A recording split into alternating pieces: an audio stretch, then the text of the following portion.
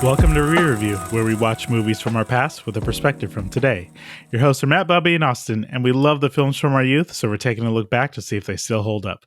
On this episode, we're discussing Teenage Mutant Ninja Turtles 3. It was released in 1993, directed by Stuart Guillard, starring Elias Koteas, Paige, Turco, and Stuart Wilson. This is the third film in the franchise where the Turtles experience with time travel. Now, this is a fair warning. We're spoiling a 30-year-old movie, so if you haven't seen it, we will be revealing key plot points.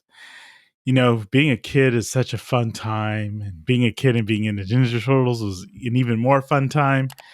You know what I couldn't imagine? Being a parent and raising your kid through a Ninja Turtles page and having to sit in the theater and watch this particular movie. Oh, and it's sad because they didn't have alcohol back then in the theaters. So I could only imagine how they made it through it.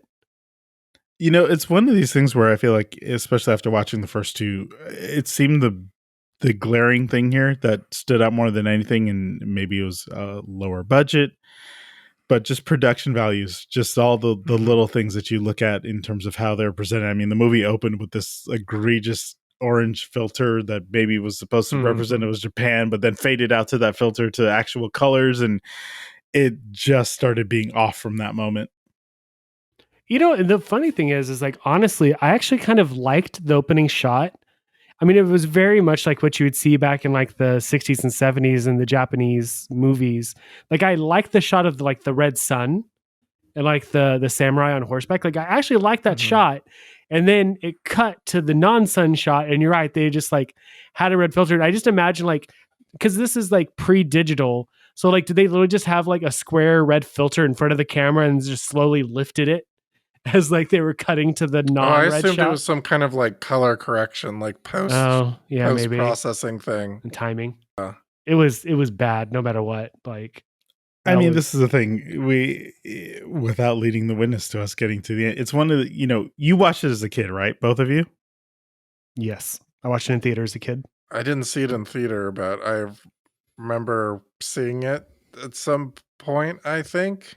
Yeah, I mean, I feel that same way. I have a very like blocked memory on, when I think of the turtles in samurai outfits, I think of the toys I had where they were like that I enjoyed playing with, but not necessarily this particular film.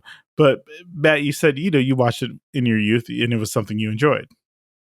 Yeah, I mean, and that's the weird thing watching this. And it's kind of the point of this whole podcast, right? Is to go back and watch these things that in your mind were amazing and see if it's actually true or not. Because, for watching the first movie, I was genuinely shocked, like how much I enjoyed the experience. Like a great movie, it was not. You mean the newest time you watched it or the first time you watched it? No. Well, when we watched it for this podcast or whatever. Yeah. It was nice to watch it, and it actually held up pretty decently. Like, I actually enjoyed the experience, and for all of its flaws, I kind of forgave it. The second movie was definitely very weak, but there was still some things that I kind of liked about it. Like, the cinematography was still okay for what it was. We had the opening stock shots of New York. Like, everything felt okay. Like, it felt like a natural continuation of it. Whereas this one, watching it, like as a kid, I love this movie because I think this was one of the first movies I watched when I moved to America, and I had watched it in a theater. I got to see it close to its actual release. I didn't see it like 3 years later, like I did when I lived in Germany. So like, it was nice to actually see it when it came out. And yeah, I had the toys. I loved the samurai motif that they had going. Like, it felt organic to the franchise for them to be in Japan. And watching this movie was so amazing for me as a kid. I loved the design of the turtles and the samurai costumes. I loved the theme. I loved the staff. I remember I'm pretty sure they had a toy of the staff. And, I remember wanting to get it so bad. And like, it wasn't in my area when when it came out. And then watching this now hurts so much. So much to watch it now because all the things I thought were amazing back then are the things I hated watching it now. Well, we could kind of start with, I think not the first thing, I already talked about the first thing with the filter, but we see our turtles and it was just almost abrasive, the quality change in the costumes. I hate to be so cruel, but I think the first question I asked is, where's Jim Henson? Yeah. Yeah. There's also like an aesthetic change to them too. Like, they had more spots that were more noticeable to me and less like variation and gradation on their skin. Like they seem to be more just like greenish Yeah, as and opposed to like browns and greens and muted greens and olives and all sorts of different stuff. It was just like more brightish green. And I guess Mm-hmm. Matt, you mentioned that also when we were watching it, that Splinter seemed much more like a puppet this time because he was like always he had the like Sesame Street situation where he's always he's like behind Oscar the something Grouch. or yeah. Like I didn't even feel And like it was a puppet. It felt like it was like a mechanical puppet for sure. But Mm-hmm. yeah, it would like the weird thing about it too is like I could understand the spots if the spots were canon to like the comic or the cartoon, but they weren't. It was almost like the director went to like a zoo and saw a turtle and was like, they have spots, so these need spots. And they were just distracting to me. And like, yeah, the overall quality, like more than anything else, it was the eyes for me. These wide open, dead looking eyes. It just was creepy. And then the lighting did not help anything at all. and they really The played change, the on them a change of the lot. mouth shape. Oh Yeah. yeah. No, I mean, it's always been kind of bad, to be honest. Like the way they would do I'm guessing in their minds if they did, what Kermit the Frog looking like just mouth chomping up and down, Right. Yep. would it be Mhm. so like they probably, and I would love to see the behind the scenes for the entire franchise, but Sure. somebody had said like, well, if you don't see them like do the lip squish in thing, like if you do a pouty face, then it won't read as realistic or human or whatever you'd want to classify it as. But in this case, it just was like comically bad. Whereas Jim Henson, like all, whatever to whoever did, I can't remember who it was who did the effects for this, like All Something or Another was the company. Like it just wasn't well done. Like, and I get it. Living up to Jim Henson's legacy is like doing the Jurassic Park after Stan Winston stepped out or whatever. Right. That's Mhm. such a legacy to live up to and such a bar to have to hit. But I'm like, these were on par with like the stage show turtles or the TV show where they had like the female turtle or whatever. Like the quality just was not there whatsoever. I mean, it's a bit of a shame because it just looks like it's like a staggering amount of work to make these movies, whether they're good or not. The technology to make their faces move and to do all the thing. I mean, there's just like must be just like a ridiculous amount of like movie trickery in these kinds of movies that just kind of gets overlooked because some of the other stuff isn't just quite there. How much of the quality issues was really made obvious because of their lighting choices? The lighting like didn't seem to be motivated by any kind of practical light on set. It just seemed to be like lit, Yeah, it was like a you know, TV and show. It wasn't. yeah, It was like what TV shows back were in the '90s and early 2000s. Like now we're used to cinematic TV shows, but this was definitely like a 3 camera setup type TV show. Like they just mhm, lit the Mhm. shit out of the set, and right. then like it even have like the ambiance of like even the set itself, the decorations. Like yeah, I Mhm. know they probably cleaned it since then, but what this location looked like in the second movie, it had character to it. This one was just, I don't know, it was just really Mhm. bland. It looked like a really like poorly put together clubhouse almost rather than you know what it should be. Like I mean we noticed it throughout the entire movie, the set decorations, the set quality was like 1950s Flash Gordon level at some points. And I And understand why they would do that kind of thing. It's like to save time, right? Like, so if they're like shooting all these shots, like they can't really like set up all this lighting because their budget was clearly lower. Like, they needed to be able to just do the stuff and get out and not have to mess with it. how much of it is because I think you mentioned Stuart Gillard's forte was TV shows, but this may have been one of the only movies he did?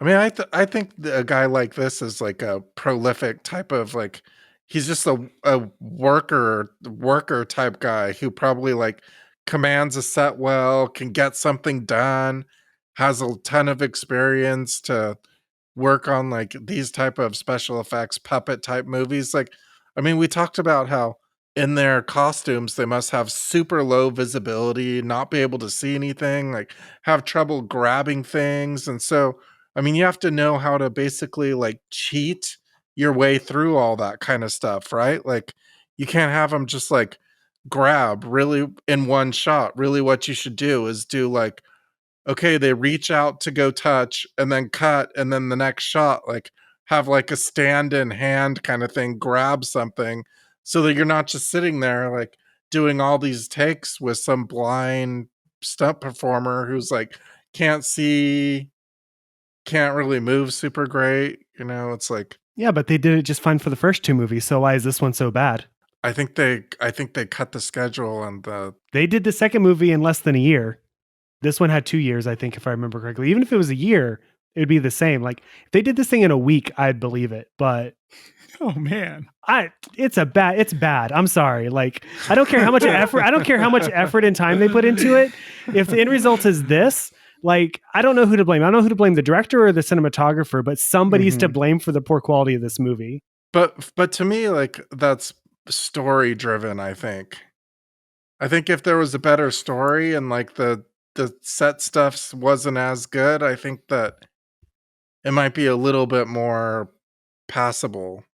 Okay, we could get into the story here. So we meet our turtles. They do a little ninja action for us at the beginning to remind us that they are indeed Teenage Mutant Wait, Ninja what Turtles. ninja action? They danced and like did like Yes. they practiced. Yes. I mean, it wasn't Did like you, a practice. It was like were you not enthralled and amazed by their roll and tumbling work? Actually, I was. They are Thank they you. are extraordinary athletic, and I keep thinking like, wow, like they're doing really really high kicks in this crazy heavy suit, and they do all these like spins and flips, and I mean, clearly, like the dude who can do all this nunchuck stuff can do it without being able to like can do it blindfolded and with Yes. like these giant thick like gloves that are tying his fingers together. It is a feat of skill, absolutely. So we're introduced to them, showing us their magnificence, and we get April O'Neil comes back in, and she has found a dirty scepter, which looked like a lamppost that transports you back in time. I know, Matt, you have feelings about the scepter, and also about the nature of how it works. You know what? To be honest, as much as I might give it crap or whatever, at least it wasn't a hot tub, I guess. At least I will give it. So I didn't like the logistics of how like it transported people, because it very much seemed like at first it was like you had to be touching it at the same time somebody else, because like that I will give it like credit for the continuity. The fact that it existed and it did what it did was because the scepter existed in 2 separate time periods, right? The same scepter. And so it created a temporal link between the two, time periods. And so like that I'll give credit compared to like, we typically see, science is usually the number one go-to for time travel. The hot tub time machine, which is what was it like? It got over electrocuted or something. The chlorine, I guess, hyper accelerated particles or something that sent them back in time. This kind of definitely leans more into the magic aspect of it. So like I was fine with it as I don't want to call it a MacGuffin, but it's along the same lines as a MacGuffin. But I didn't quite get the mechanics of the fact that, when April gets switched with Kenshin was his name, right? They were both touching. And then later on they make the comment that like, oh, you have to be the same weight or whatever to do the swap, which doesn't make a lot of sense because I'm pretty sure these turtles are way heavier than any of the guys that they bring over. And it's not like the armor came with them, so you can't include the armor in the weight at all. And I'm pretty sure all of them weren't holding the scepter at the same time during that battle in order to go back in time. So like it just was kind of overly convenient for me. But kids movie, I guess. Kids movie, you guess. And we also, as this kind of process is happening, we get a revisit from our favorite murderer. Oops. Casey Jones. What did they choose to do with this character, and or why did they choose to do it this way, Bobby? That's a very, very good question. Because when I saw that he was coming back, I was so excited. And then they sidelined him. Like he was basically like a comic relief babysitter type. Like, oh, and then had this dual role, probably because they tried to incentivize him to come back to this, that he also played, I don't know, like some Japanese double crossing like prisoner guy, like in the I mean, he's not Japanese, but he was in Japan, so Mm-hmm. he was like a double crosser guy, and I thought, oh wow, that's the big like Empire Strikes Back, like Kaiser Soze, like twist, but it didn't have quite that much Oomph. oomph to it. But I did not expect a Kaiser Sose reference for this. I mean, it's tough, right? Because watching the cartoons, Casey Jones kicks butt. And again, he is Mr. Oops, ready to kill Shredder without hesitation. And it was very just strange to have, he was there to hang out, babysit the Japanese that came over, in place of the turtles, and then we got to see him, play a spy that didn't really do too much. unfortunately, it kind of like it's like it's unfortunately like another missed opportunity, which it seems like that's like a running theme for this. And it's funny because he's such a good Casey Jones. When I think of Casey Jones, I don't think of the cartoon. I don't think of the comic book. I think of Elias as Casey Jones. He's so good in the role. Like he kind of fits exactly what I think Casey Jones should be. And even the little bits and pieces that he's here, he's still like, it feels like Casey Jones still, but it just feels like they didn't really know what to do with him. And like maybe if they would have had more taking place in the modern era, like maybe that could have been like because they kind of played with it, right? Like they were at the bar towards the end. Yeah. And like he was trying to gather them so they could do the swap or whatever. Like they could have had it more of like will he get them back in time in order to do it?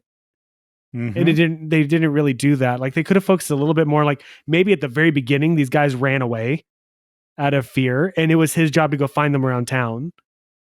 Like that. But given his relationship with April, or, I'm making one up in my head.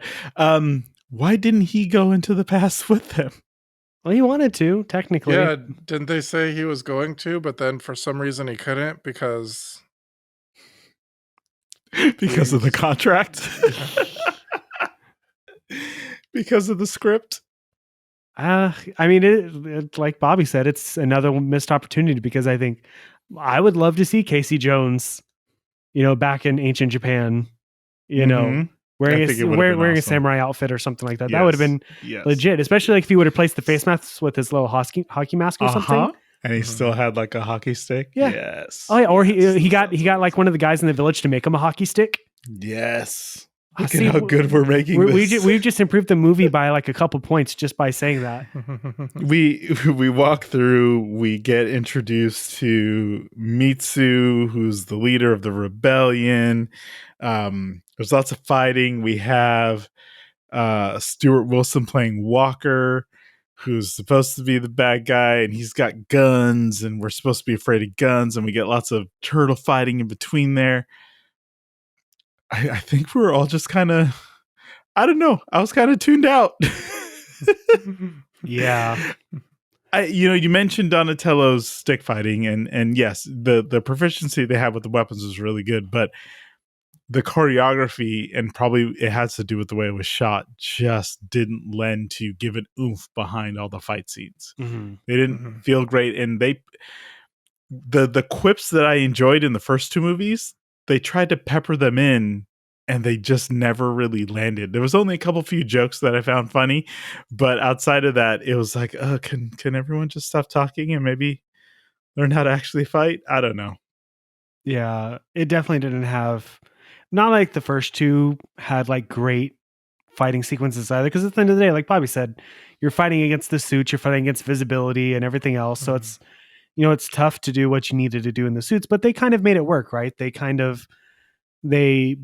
the way that they shot the fight sequences, and more importantly to me, watching this one, the lighting, the camera work, and the music and sound effects was a big deal.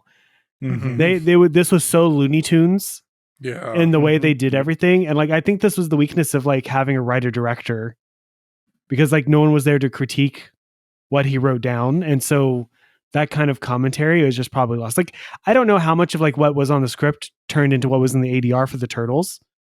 That was probably like more than 90% like dictated in the booth rather than like on the set.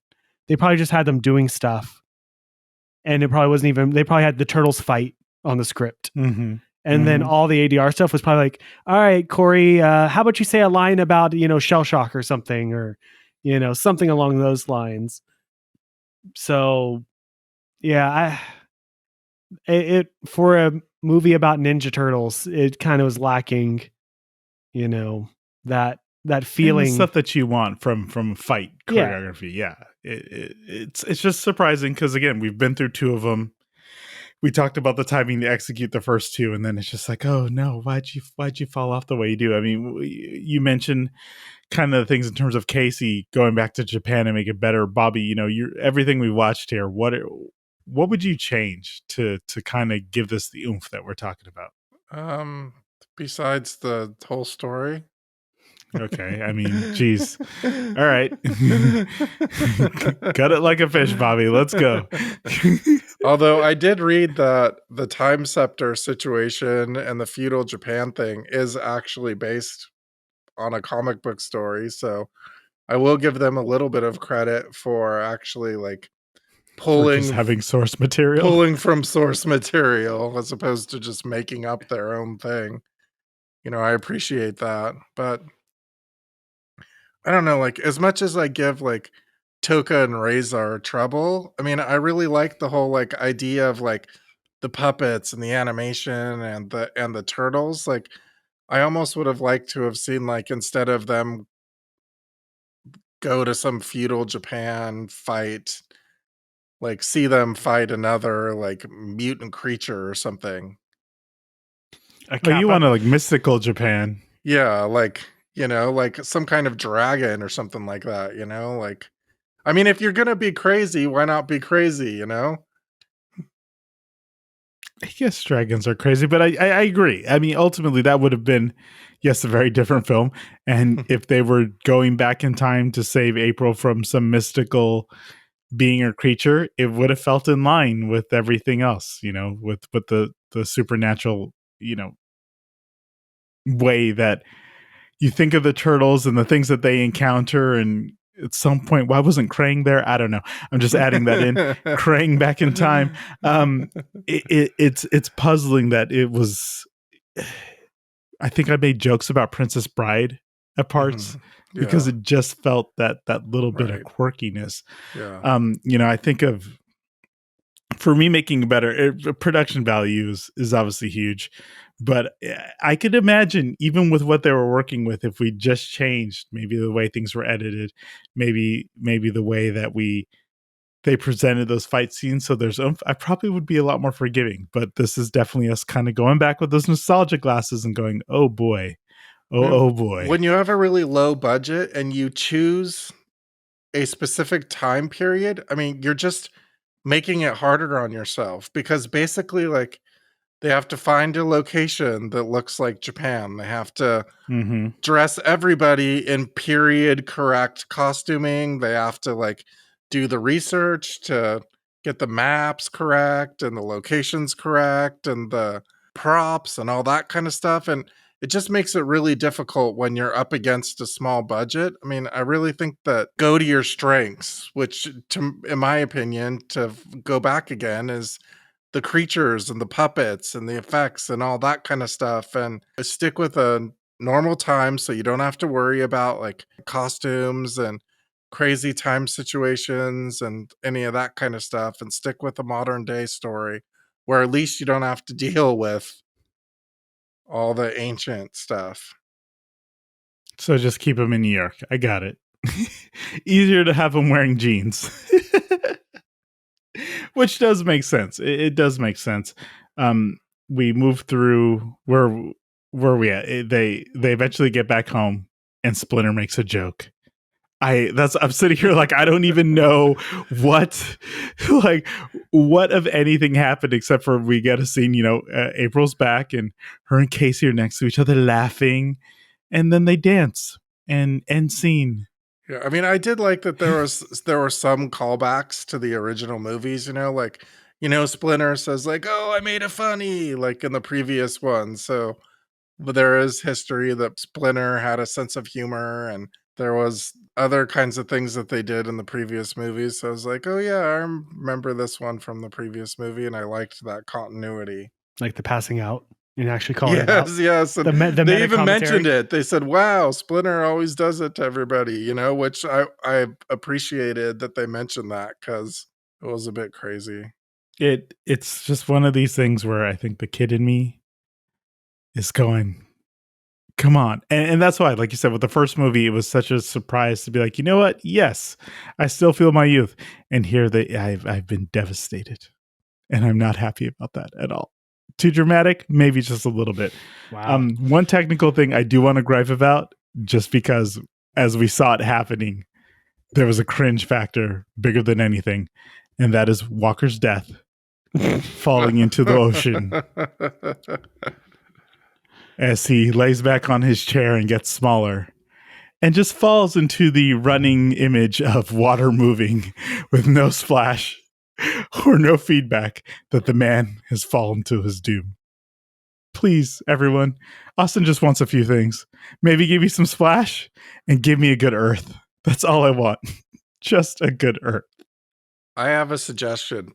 If you can't do the splash, like, just cut it. Like, so he's falling and then you cut away from it? Yeah, he's falling, and then you cut to a reaction of them going like, ugh. No, you do like the Indiana Jones. He That fell wasn't- and then cut away, then come back, and there's alligators eating him. Right. Yeah. That wasn't good. Ooh, pancake city or whatever, you know, some kind of joke. So I want to run through because we're 3 in right now. Bobby, I want to hear your ranking. 1, 2, 3 all day. Okay, Matt. 1, 2, 3. Gosh, 2's not even getting a shot. I understand that it is definitely 1, 2, 3. Bobby, are you recommending this film to the kids, to the adults, to the nostalgia driven? I recommend this movie for a very specific audience. Who's that audience? Tell us. If you must watch all of the Ninja Turtle movies to get the historical perspective. Bobby, are you saying we are that audience? Yes. If you would like to follow along with us and watch all the Turtle movies, we would be entirely grateful that you followed along with us through this whole thing. You're not wrong. You are not wrong. We would love it if you did this. An audience of ReReview listeners only. No one else. That's the most specific Bobby's ever been. Matt, are you recommending the third one? No. I don't think this movie is worth watching for a Ninja Turtle fan or an animatronic costume fan or anything else. I don't know yet whether or not to say just go straight to the reboot with Megan Fox, but it's definitely I wish I could go back in time and undo something that we just did watching this movie, I think. Oh, it hurts. We are definitely lambasting or tearing this one apart, but it is what it is. This file's fully under. Skip this. You don't need it. You just don't need it at all. You know, as always, thank you for listening. And after watching this one, my neck hurts, my spots hurt, and even my bandana hurts.